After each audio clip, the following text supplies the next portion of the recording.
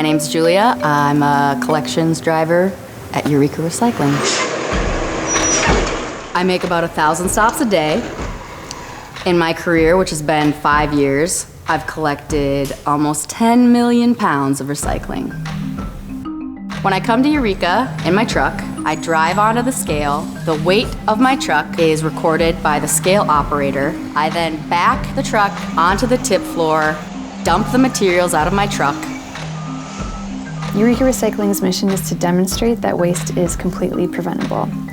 We're one of 8 recycling facilities in the Twin Cities metro area. Receive about 400 to 500 tons of material a day, and then we're sorting it back into cardboard or aluminum or glass or different kinds of plastic, and we sell that material to markets that turn it into new product. So we're a nonprofit advocacy organization, and the changes that we're advocating for are really grounded in and informed by our large recycling operations that we run every day. My name's Jerry Byrne. I'm the Director of MRF Operations here at Eureka Recycling. I've been with Eureka for 15 years. Our facility is a MRF, a material recovery facility. We have sorters that sort it, machines that sort it, and we clean it up to go to end market for sale.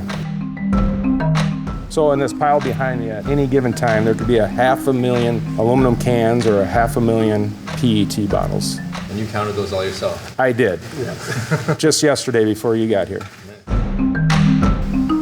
Loader operator plows it up. Material is loaded in the hopper, which goes through a back scraping drum. It goes through a PRESORT, which takes out things that we don't want to go through other recycling equipment.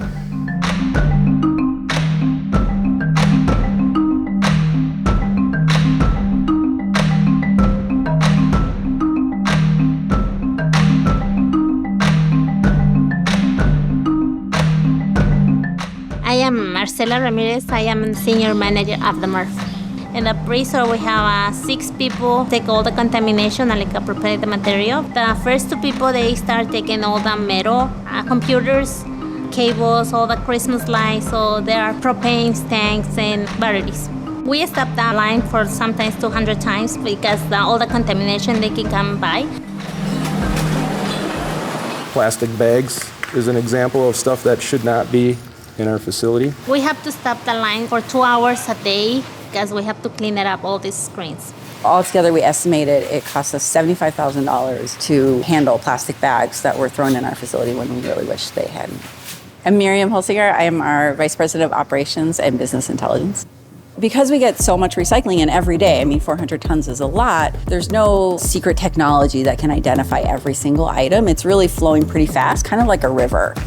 Our system is designed to sort your bottles, your cans, your paper, and your cardboard.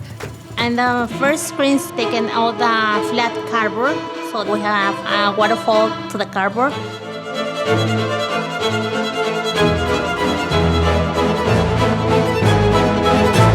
A lot of our paper and our cardboard goes to a mill just a couple miles away in St. Paul, who turns it into cereal boxes and cracker boxes.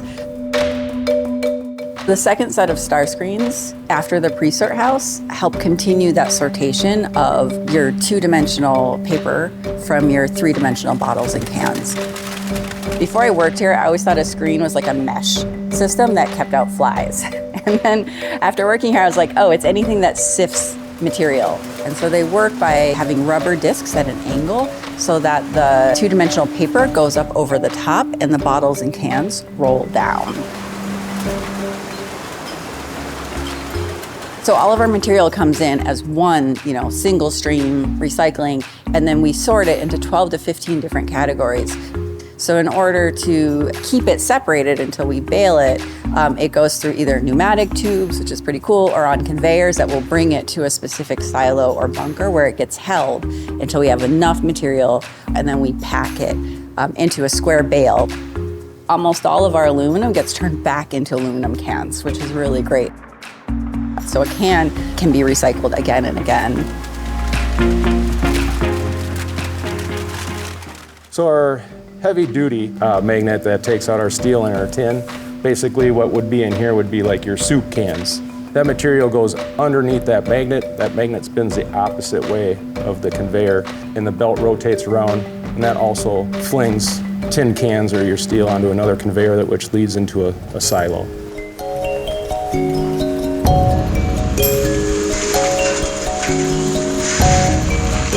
Glass gets brought in with the rest of the material, and it breaks on what we call a glass crusher screen. Then it falls through that screen onto a number of other conveyor belts, and it leads it to the outside, which goes to our trommel. It rotates and it sorts it by size. That then gets loaded into a truck, which goes to another facility where they sort it by color and size. Glass is safe, non-toxic, can be reused over and over, and it saves a lot of energy. And the rest of the materials, so they go by the main house, and we have like 6 people sorting.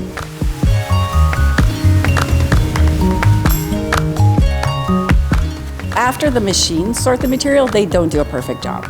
We still have people who are removing just the things that hitchhiked along with the material that should have been sorted. They are doing a positive sort, picking maybe your milk jugs and your cartons. Whatever they're picking goes down into a chute. That's how the bunkers get filled. And the optical sorter, they're reading all the PET. So the PET, they're flying, and the other material, they go down. As we continued evaluating our stream, we started noticing that we were getting more and more water bottles and PET and more plastic containers in general. And this is just the slow evolution of, because it's what people are buying and what people are selling and what manufacturers are making. And so we're looking at the tail end of this, trying to figure out how to optimize it. Eureka's recycle rate is low in comparison to other facilities because of years of investment in education with our city partners in terms of how we run the facility every day, making sure that our staff is really well trained. And it also links to us being really diligent about what we accept into the program. So making sure that the things that we tell residents are accepted into the program really do have a place to go in terms of being turned into new product. It might seem like a small action to recycle 1 bottle or 1 can, but we have a pile 400 tons a day that is literally an aggregate of thousands and thousands of individual choices. That's why collective power is so important. That's what matters in making sure that legislators are making the right decisions, that brands, companies, and industries are making the right decisions, and putting those zero waste choices in front of us. When we say we throw things away, there is no away. That away is in an incinerator, or that away is in a landfill. And so when you start to really think about how waste impacts our everyday life, you can look at water quality, for example, and where in particular water is being impacted by waste. And so a lot of times those are disproportionately impacting communities of color, frontline communities, lower income communities, and where the waste is coming from matters. Corporations and industries who are creating the waste that ends up in our homes, in our backyards, in our water and air systems can be prevented. There's a lot of companies that don't have a plan for how to make things better and how to dispose of the waste that they create. But we really have to think about what makes something recyclable. It has to be of value to make something new. You have to be able to sort it and collect enough of it in a cost-effective and efficient way. Rather than make lots of investments into recycling programs, making them very expensive just to make that material recyclable, there are better strategies like reduction and reuse and redesign so they fit into the system as it exists. Aluminum and glass can be recycled over and over and over again, whereas something like paper, every time you recycle it, the fiber in the paper gets shorter and shorter and shorter until it's so short that it can't be turned into a new fiber product. It's the same challenge with plastic, so you can only recycle plastic or paper so many times. But even better solution would be to just reduce the production of those kinds of plastics to begin with. And this is why doing policy work is so important for Eureka. It's not just about resources and what you throw away, what you recycle, but it's about people too. Like, people are a resource. And you have to treat people well, not just so that they keep coming to work, but so that they have decent, livable lives. So the nonprofit status of Eureka has been great for that, just because they're not beholden to shareholders. The industry norm is to use temporary labor to staff recycling facilities, or at least to rely on it. We have long-time employees here, and I think part of that is due to our safety culture. We have some people starting working with me, I have like 18 years by sorter. Other companies, they now offer a lot of benefits, like Eureka Recycling offer. You know, these jobs can be living wage, they can have paid time off and benefits, and we can still provide the community with a cost-effective program. For us, recycling isn't just about moving material around, it's how does it benefit our community? How does it benefit our environment? Because we know that the less stuff travels, the better it is for the environment, because we're not burning gas to get there. It also helps keep jobs in our communities. Recycling isn't just about having an empty trash can or even environmental benefit. It's really important that we are also considering the people that are doing this work and make sure we're taking care of not only the planet, but all of our community in the process. At the end of the day, Eureka is made up of all of these different people that are doing all these really different kind of jobs, from working on policy to communication to driving big trucks to sorting material in the MRF. And so people stay here a really long time. People move from different jobs here. We have folks that started as sorters that are now managers of the facility or directors of the facility. And I think that commitment, that team-based collaborative culture is really what makes Eureka what it is.